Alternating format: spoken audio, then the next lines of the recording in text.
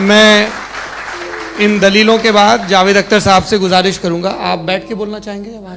जी।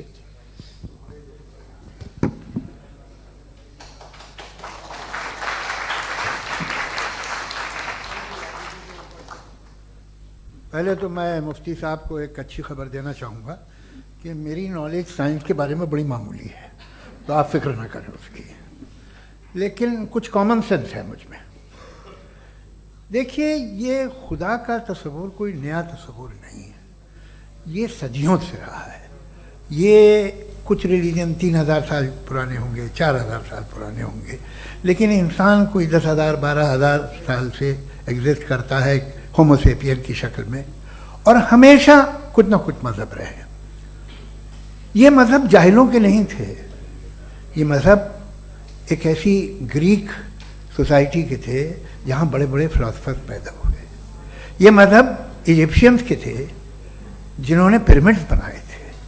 ये रोमन्स के थे कि जिनका आर्किटेक्चर और सेनेट यानी पहली बुनियाद डेमोक्रेसी की लिमिटेड थी, मगर डेमोक्रेसी थी, ये उन लोगों ने किए थे। तो इनका जो जुपिटर था, रा था, ज़्यूस था, उन्हें उस पर इतना ही एतमाद था जितना आज किसी मजहबी आदमी को अपने खुदा पे होगा। क्रिश्चियनिटी आने से पहले यूरोप में एक मजहब था, जर्मेनिक रिलीजन। उसका एक खुदा था, उसकी एक बीवी थी, उसके 2 बेटे थे, एक बेटी थी। फिर जर्मनी में जब यूरोप में क्रिश्चियनिटी आई तो वो खुदा, उसकी बीवी और पूरे ख़ानदान चला गया। तो हमने, अगर हम हिस्ट्री देखें तो खुदा जो है वो ज़्यादातर फ़नी है, वो हमेशा रहे नहीं। और वो जो लोग इन्हें मानते थे उनको आप कहें वो तो जाहिल थे, उन्हें तो कुछ पता ही नहीं था, ऐसा नहीं है। वो अपने वक्त में बड़े काबिल लोग थे और अपने वक्त में उन्होंने बड़े बड़े काम किए हैं, फिलोसफर्स थे, साइंटिस्ट थे, लेकिन उनका मज़हब कहाँ गया, उनके खुदा कहाँ गए? आज जो खुदा हैं दुनिया में लोग उन्हें मानते हैं। आपको क्या मालूम कि कितने बरसों के बाद क्या होने वाला है? हम यूरोप में देखते हैं तो चर्च खाली हैं। तो वक्त के साथ चीज़ें बदलती हैं। जहाँ तक इसका ताल्लुक है मज़हबों का, हर मज़हब आपसे एक चीज़ मांगता है, फेथ। ये फेथ क्या चीज़ होती है? What is the difference between faith and belief? ये तो बहुत ही अहमखाना बात होगी कि कोई आदमी कहे साहब अगर खुदा है तो मुझे दिखाइए। ये तो जाहिलाना बात हुई। मैंने तो नॉर्थ पोल नहीं देखा है, मगर मैं मानता हूँ कि नॉर्थ पोल है। मैं क्यों मानता हूँ? इसलिए कि अगर ये दुनिया राउंड है तो उसका कोई टॉप होगा। कुछ लोग हैं जो वहाँ गए भी हैं, कॉमन सेंस कहता है कि ऐसा होगा, सबूत है, गवाह है, रीज़न है। तो ये मेरा फेथ नहीं है। तो फेथ में और बिलीफ में डिफरेंस क्या है? जो मजहब मांगता है आपसे, हर मजहब फेथ मांगता है। फेथ का मतलब यह है कि ना कोई गवाह हो, ना कोई सबूत हो, ना कोई रैशनल हो, ना कोई लॉजिक हो, ना कोई प्रूफ हो, मगर तुम एक बात को मानो। यह है फेथ। वरना बिलीफ होता। अगर इसमें कुछ भी सबूत होते, गवाह होते, तो फिर इसे आप बिलीफ कहते हैं। जैसे मेरा बिलीफ है कि नॉर्थ पोल है, मेरा फेथ थोड़ी है। फेथ इन तमाम शर्तों को रद्द करता है। तो फिर स्टुपिडिटी क्या है? अगर मैं एक बात ऐसी मानूं जिसकी ना कोई लॉजिक है, ना कोई रैशनल है, ना कोई प्रूफ है, ना कोई गवाह है, ना कोई सबूत है, और मैं उसे मानूं, तो ये स्टुपिडिटी हुई। इसे ही भाई कल को मैं यकीन कर लूँ कि एलोन मस्क जो है मेरा भाई है, तो मुझे इंतहाई खुशी होगी, सुकून भी बहुत मिलेगा मुझे। लेकिन और कहे भाई क्यों मानते हो, क्या सबूत है? भाई वो तो अमेरिकन है और तुम तो इंडियन हो, वो तो नस्ल लगे, तुम्हें कभी मिले भी नहीं। साहब देखिए, मेरा फेथ है, इस पर बात न किया। फेथ का मतलब ही यह है कि आप प्रूव नहीं कर सकते। अगर आप प्रूव कर सकते हो तो फेथ की जरूरत ही नहीं, फिर तो आप बात करेंगे, आप कितनी बहस कर लीजिए। अल्टीमेटली दुनिया का हर मजहब फेथ पे टिका है, और फेथ का मतलब है एक ऐसा यकीन जिसका कोई सबूत, कोई गवाह, कोई रैशनल नहीं।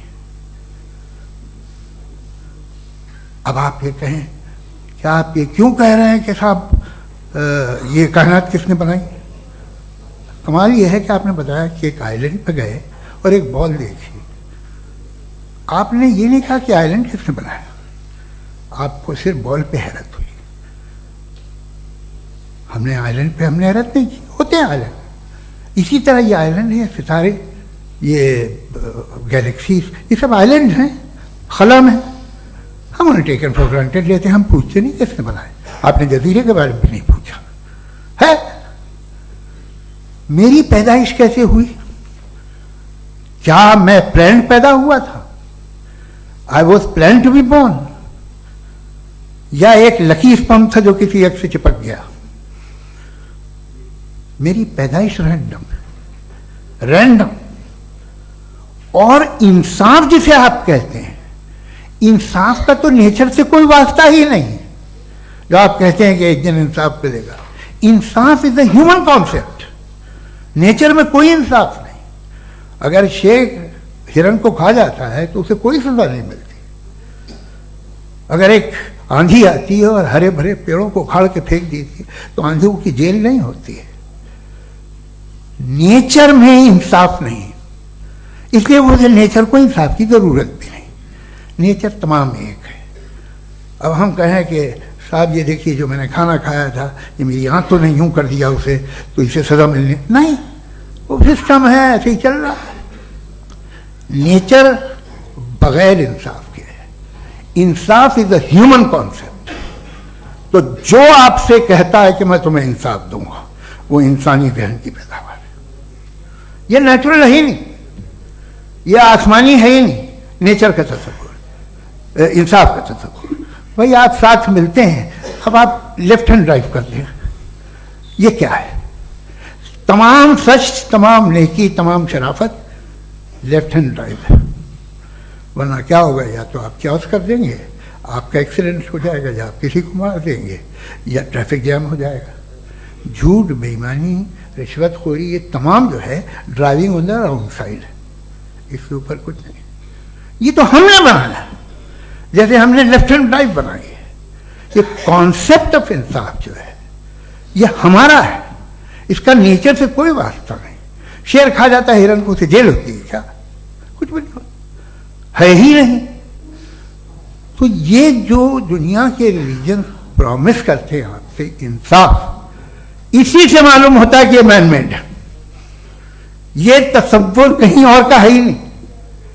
जो नेचर है, कुछ लोग कहते हैं नेचर ही खुदा है, तो नेचर में तो इंसाफ नहीं कहीं।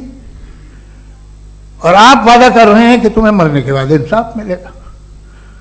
मुझे अगर मिलेगा तो मैं बहुत खुश हूँगा, लेकिन मैं यकीन नहीं कर पाता हूँ, इसलिए कि मैं फेथ नहीं पैदा कर सकता। The very fact that religions demand faith, इसका मतलब है कि उनके पास जस्टिफिकेशन नहीं है। अच्छा था, फिर रिलीजन अगर मॉडरेशन में है, कोई सा भी नहीं, वो आप में कुछ खूबियां भी पैदा करता होगा। देखिए उससे ये फ़ायदा है, वो फ़ायदा है। अल्कोहल जो है वो ज़्यादातर दवाओं में यूज़ होती है, और एक सर्वे किया गया था अमेरिका में कि लॉन्जिटिविटी किन लोगों की है।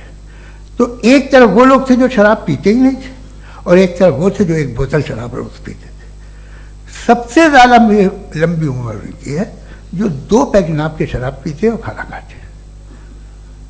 मगर हम शराब को बुरा समझते हैं, मैं भी बुरा समझता हूँ। क्यों? ऐसा होता नहीं। कुछ चीज़ों में आदत होती है जो बढ़ती है। आज तक में एक आदमी दूध पीता है, आप 10 साल बाद भी मिलेंगे तो एक ही गिलास पीता होगा। ऐसा नहीं होता, सुबह से दूध पीता रहता है। मिल्कोहलिक मैंने नहीं देखे, अल्कोहलिक होते हैं। ये टेंडेंसी है मजहब की कि वो बढ़ता है, जैसे कैंसर बढ़ता है, जैसे शराब बढ़ती है। कुछ लोग होंगे जो उसे सही तरह से यूज़ करते हैं। मुझे यकीन है कि हमारे मुफ्ती साहब भी उनमें से एक, इनसे बहुत खुशी हुई मुझे इनसे मिलकर। लेकिन कितने लोग हैं कि आज आप देखते हैं दुनिया में जो तबाहियाँ हैं, इनमें कितना हाथ है उन लोगों का जो बिलीवर कहते था मजहब ये नहीं कहता, ना कहता होगा, मगर जब ये मजहब पीते हैं तो ऐसे बिहेव करते हैं। थोड़ा सा अगर हो तो शायद बहुत अच्छी बात, लेकिन शराब थोड़ी सी नहीं रहती, उसमें टेंडेंसी है पहले। थोड़ा सा अगर 2-3 कैंसर के सेल हो ना बॉडी में तो आदमी स्लिम रहेगा, लेकिन वो 2-3 सेल नहीं रहते, वो मल्टीप्लाई होते हैं। जावेद साहब टाइम पूरा हो गया। टाइम हो गया, तो बस बात खत्म हो गई। अच्छा, मुझे कुछ और कहने को था भी नहीं।